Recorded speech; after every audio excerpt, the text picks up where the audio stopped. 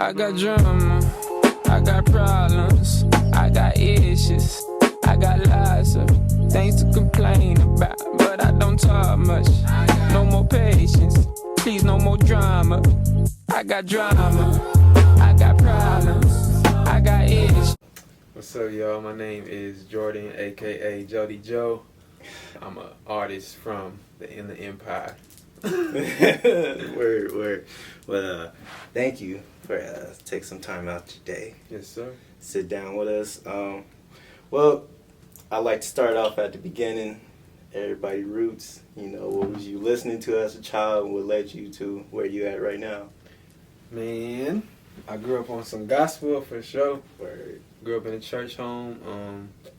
But when I really started getting inspired, I started listening to a lot of Stevie Wonder. Word. And that's where I learned how to like harmonize and do my voice stacks and all that stuff.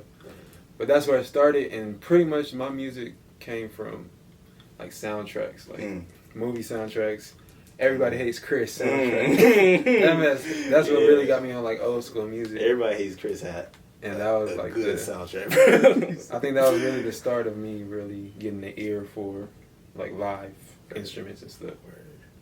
Yeah. Like you just told me, like you just pick them up.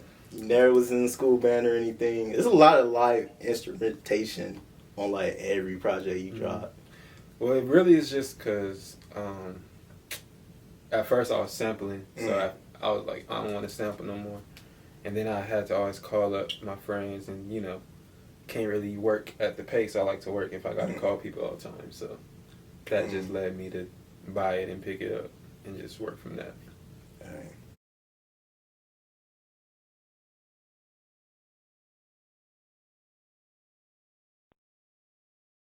How's your creative process like?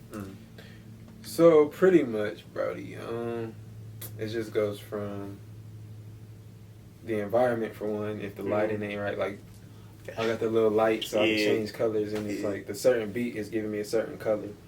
I got to change the light to that color. But really it's just a matter of how I feel in terms of when I'm creating. Like I can make a dope beat, but if I'm not in the right mindset, it's not going to hit the same. And just from that, kind of just the mood of the music is really what controls everything. And just whatever comes to my mind, I try to put down. I don't try to force nothing. Yeah. And I do like to get up and walk away, come back, and then that's important. not overdo it. But I do like spend a lot of time on it. So Word. It's like a daily thing. You have that DIY mentality. Like you honestly do everything. You make the instrumental. You do all the recording yourself. You mix and master everything. You even shoot your own videos. You edit your own videos. Like, why do you have that DIY mentality? Is this something out of necessity, or is it just like in you? Really, since we was talking about it earlier, it's rooted from basketball not going the way I wanted it to go. And pretty much like the favoritism and all that. Right. I got in a position in the mindset where I was like, okay, I'm not going to let nobody dictate where I'm going with this. Right. So pretty much having as much control over my content as possible became kind of my thing, if you want to say. Yeah. But more so just from basketball not going how I wanted it to go. And then just left me in a place. I was already by myself, so it's like, okay, if I'm going to do it, I got to do it. Yeah. Word. When it came to music, I was just like, what can I do to set myself apart? So it's like when I approach music, I think of as many things as I can do with one piece. For example, the album, I treat every song as if it's a project. And then you make as much content out of that as possible, like a mini documentary or this and that. You know, make a film out of it, something like that. And it's like what sets it apart, really. And it's like just going all out on one thing is really what sets it apart, and giving it as much push as possible and not just leaving it.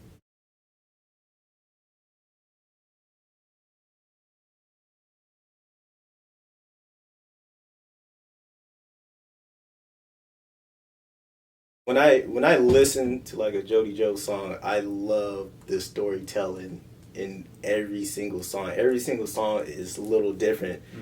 And I noticed like some of those songs, they might not be your experience. It might be someone else's experience or what have you. But like, why do you think it's necessary to have that kind of, I'm going to tell a story on every single track instead of, oh, I'm just going to rhyme words?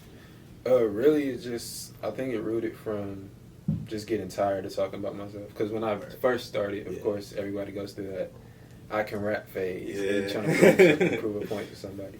But at that point, it's like kind of like I wanted to create something. Like, not to get me wrong, like, that song is still good. Yeah. I just wanted to make something that's not going to dissipate over time. So it's just something that's really timeless, not to use that lightly, but something I can show my kids from years from now. Like, I don't want it to be, oh, your dad used to do this and something you're embarrassed about. But I want it to be something where they can take that, show they friends, and then it's just ongoing. And it's like, this was my dad type stuff.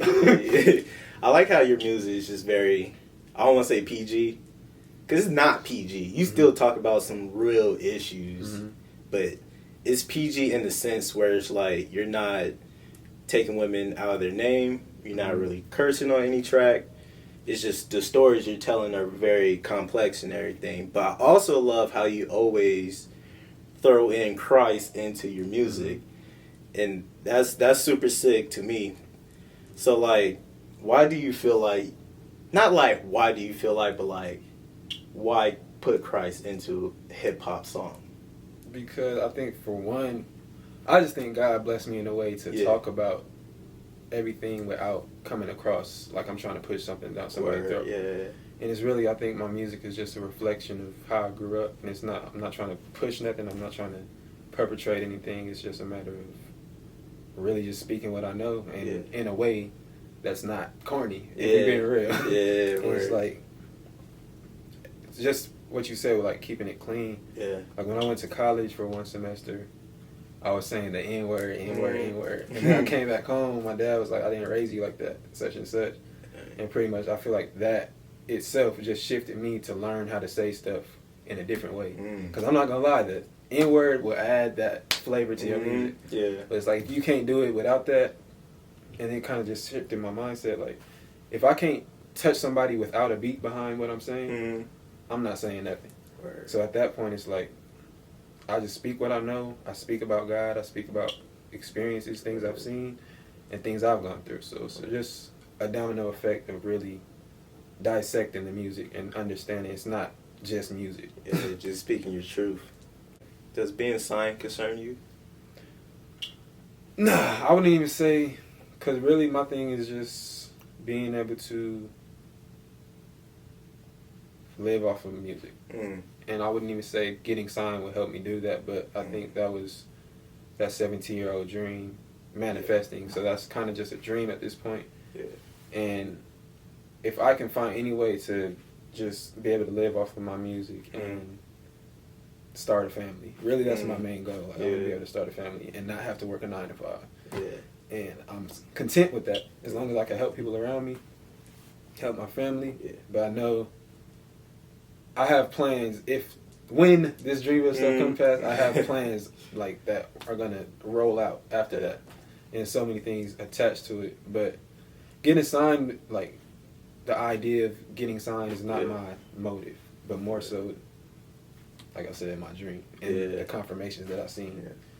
What strides are you taking today to achieve that goal of not even like being signed, but like living off your art? Really just trusting God, bro. Like all the opportunities that I've seen just based on being in this room. It's like I can't deny the facts of something coming from this. And it's like, I know you're gonna reap what you sow regardless.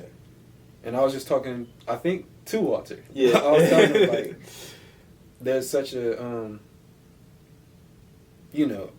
a set approach that people put towards music. And it's like, if you gotta follow the code all the time, I'm not following the code. It's like, I know what I've seen, I know the opportunities I've come across without any type of promotion, without any type of money being involved. And it's like, if I could do that, I know if this was to happen, that's just going to open the door for so much more. But of course, you do have to have a plan, but as of now, just keep creating because that's all I can do right now. Word.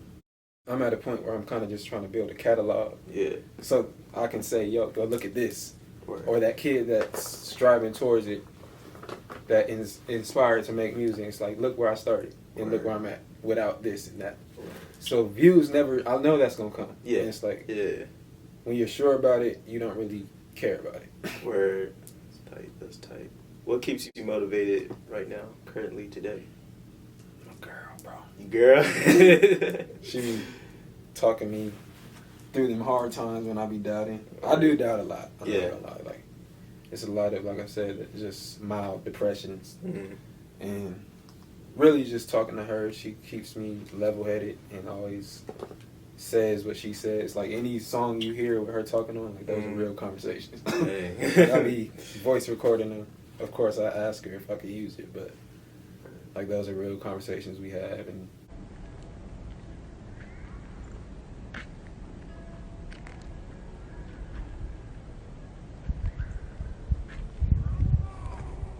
what do you think are the necessary skills for a young black artist to do this for like day to day without being signed, without necessarily getting the money you deserve? What are like the necessary attributes you have to have?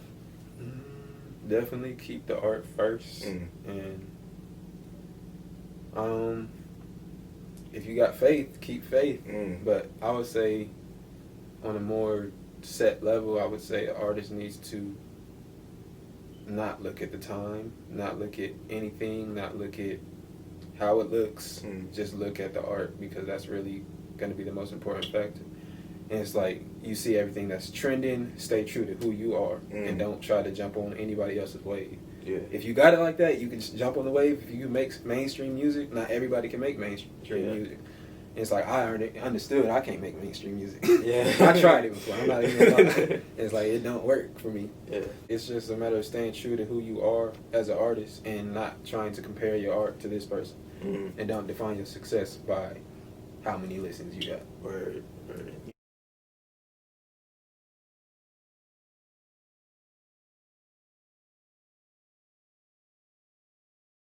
So, taking a leap of faith where you're saying, this is going to be my job. I'm not going to do any school, not going to do anything. What did it take for you to actually take that leap of, I'm going to do music for the rest of my life? That was the hardest thing, bro, because at first I just decided, like, I can't. Literally, I felt like that was my one moment. If I don't make this decision, I'm going to be doing something that I don't want to do. And the reality of that kind of just hit. And I was like, out of respect, of course, but I felt like, and I know my parents didn't force me to do nothing, but I felt like I was at college because my siblings went to college. And it's like, I know, you know, how it looks like, oh, a young black man in college. And it's like, I don't shun college, but I'm not. That's not where I was. And I'll never say I'll never go back, because you never know. But I don't intend to. And I felt like that was my thing. And I just kind of looked back on the past and the type of kid I was. And I was like, I was always a creative kid. I was always doing this, always doing that. And I just decided. And it's like, I was immature about it, kind of. But with maturity, over time, I kind of just came into the realization, like, that was the best decision that I made. Because even though I was scared to make that decision, I still made it. And I feel like I take that everywhere I go. And it's like, don't let something stop you because you're scared. Like, when I talk to people, my dad be laughing at me sometimes because he says I talk like I already made it. But it's like, you got to talk like you already made it. Word. Yeah. Does the potential threats and roadblocks ever make you afraid? Yeah, bro. Does they ever scare you? Yeah, because it's like, what if it don't happen? And then at the same time, it's like, what if it does? Because, you know, the feeling of it happening is going to be crazy. Yeah. And then I think even if it didn't happen, I'll still be happy that I tried. And I made that decision to leave college. And, you know, it's not, like, I could pursue it while I was at college if I wanted to. But I think that was necessary for me to go through and just, I don't know. Like, life is too short to be bound to one thing. And also, life is too short to think that this is the only thing in life that you can chase after. Right. And really, it's like, yes, music is almost my everything, but at the same time, like I said, I just want family, and I want to be able to do something I love while doing it. And not having to do what other people want me to do. Word. I feel that. Where do you see yourself in 5 years? Honestly, bro, I was telling my girl, like, I don't know why every time I think in the future, I see myself in China, walking on the Great Wall. Walking across the Great Wall of China. Yeah. But for some reason, that's the vision that always came to my mind. But just, I see myself traveling. I see myself, I want to start, like, I want to make so much content for inspiration. Yeah. And I see myself being, like, a part of the youth and really upbuilding young people to chase their dreams, but with perspective. Because I know so many people chase a dream, but with the wrong mindset. Like the same story of the college dropout. Yeah. But at the same time, it's like you encouraging people to not get a further education. Because if you encouraging people in the wrong way, same person gonna do the same thing, but they didn't make the steps you made. They just gonna drop out, and then what? Yeah. And I'm not saying like school is everything, but I'm just using that as an example. But I do see myself just really being a teacher and a leader amongst the generation, to be honest. And of course, I want to do shows. I want to be on BET Awards. I want to do all that. But aside from that, I really want to make sure I'm impacting people in a great way.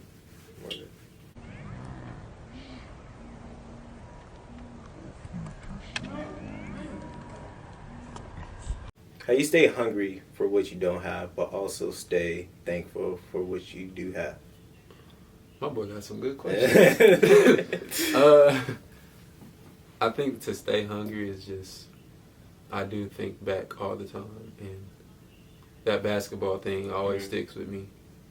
And then at the same time, the decision to chase the dream is important, because I always reflect on that and just look how far it came outside of, from recording on my mom's phone to making music myself. And it's like, I see, if this just happened, what else can happen? So that's kind of the hungry factor. Yeah. And then to remain grateful is just, sometimes I just close my eyes and go down a list of everything I'm thankful for. Like last night, I was in bed just saying, like, somebody just died. Like somebody just died right now. Yeah. Somebody, whatever's going on, I just think of around the world and be realistic of, it's always something going on that I'm fortunate that's not happening to me. So I think just being grateful for life is going to balance that out. Because, even times like this, like the pandemic, like systematic racism, all that stuff, like people being affected by all this, and it's like, I can sit in my room and make music. What do you think is the state of hip-hop for the IE right now? And do you think we have a shot at becoming a staple of California hip-hop music? I mean, if we're being real, not even from an egotistical standpoint, but I feel like I will be able to represent the Inland Empire. And I think that just in a way that is legendary. And I honestly believe that.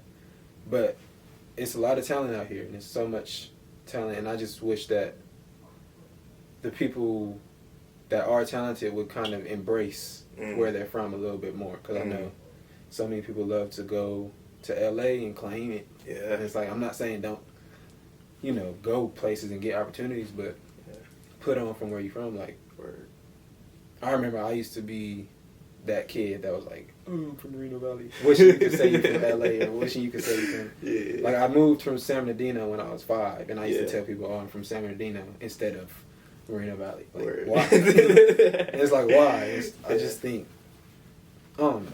Yeah. I think that whoever you are is what makes the place. And I don't think the place makes you. And I think people need to understand that you represent where you're from.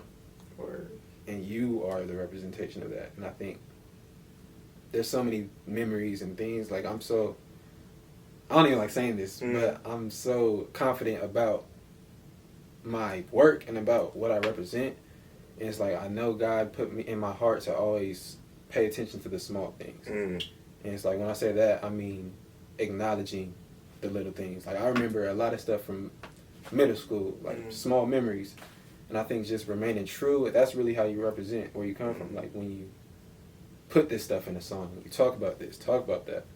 And I think really representing something is to embrace it. And I think the Inland Empire will be respected a little bit more because there's so much talent that comes from here. Do you think is from your experience as a black man, as a young black man, what would you tell the young black youth coming up, more specifically men, of how to stay true to themselves, especially during this time and age? I would say, for one, just examine your circumstance. And I think don't let your circumstance define who you are. Because I know so many people are shaped by what they grew up around. And I think really internalize every emotion you feel and just look at what you really like. Like, I know so many people out here gangbanging that probably like to draw. And you know, I'm not saying that you can't draw, but I'm saying you're a gangbanger because that's your environment. And just taking that example, I would say just look at your environment and look at yourself and ask yourself, what is it that you really want to be? What is it you really want to represent? What do you really feel? And, you know, get intact with that. And by definition, get intact with that feminine side. And really don't try to harden your heart. Don't try to harden yourself to the world and try to conform to it.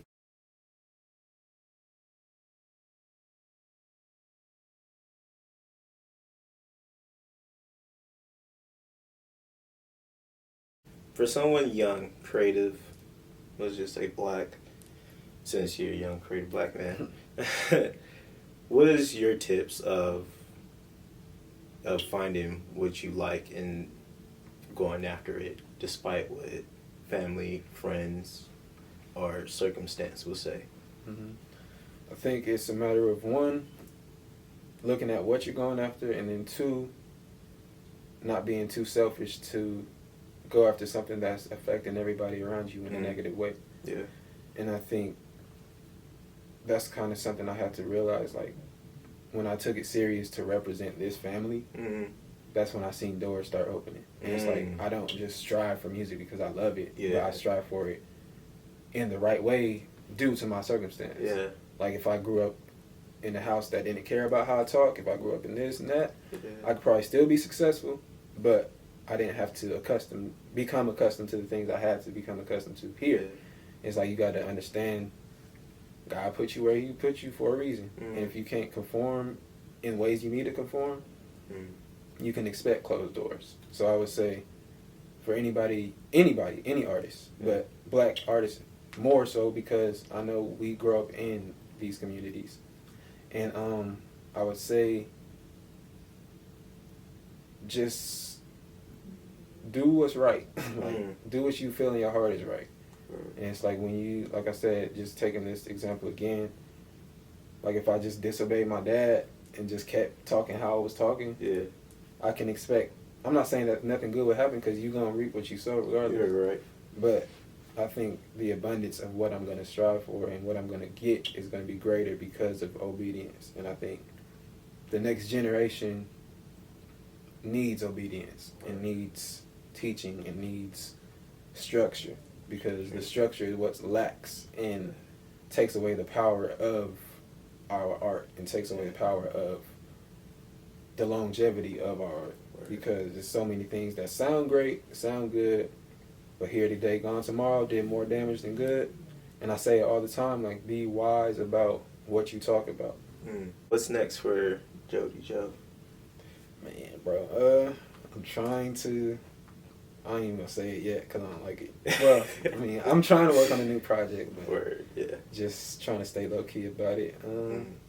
But other than that, bro, I still think this is the year. I know it's a crazy time, but I think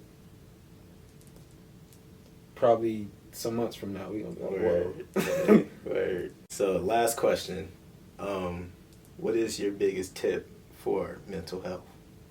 For mental health, don't be afraid to express it. Don't be afraid to talk about it.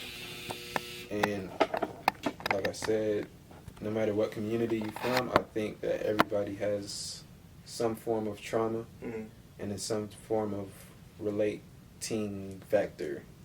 But I would say just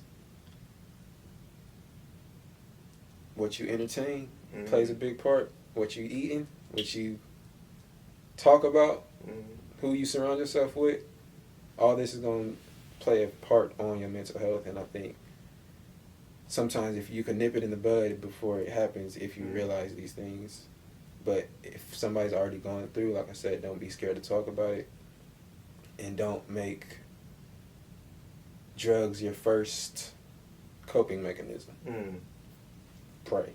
Meditate. Pray. Talk to somebody. Yeah. But yeah, I think nip it in the bud. If you feel what you feel, embrace what you feel, and talk about it. Word. That's the truth from Jodie Jo. Sign off right now. My boy. Appreciate you, man. Been too long, dog.